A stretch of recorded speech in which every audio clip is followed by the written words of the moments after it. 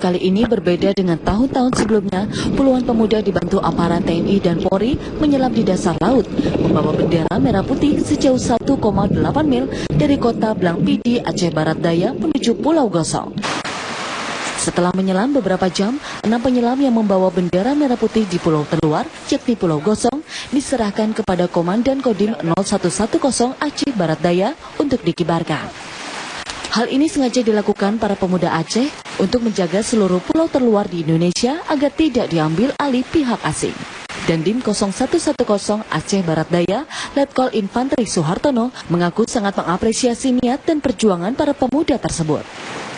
Ini adalah bentuk kreasi kita, bentuk kreasi para penyelam-penyelam kita, para pemuda yang ada di Abja ini, bahwa kegiatan ini harus terlihat wah atau terlihat istimewa, sehingga bisa menjadikan kebanggaan bagi para pemuda bahwa kita mampu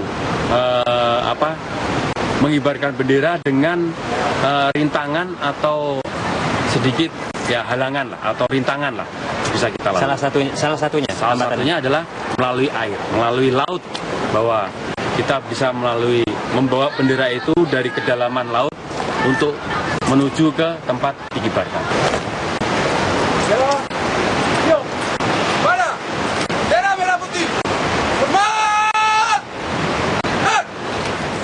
Dandim juga berharap keinginan untuk menjaga kedaulatan wilayah Indonesia ini dapat terus dijaga dan dilakukan para pemuda sebagai bentuk kebanggaan terhadap bangsa Indonesia.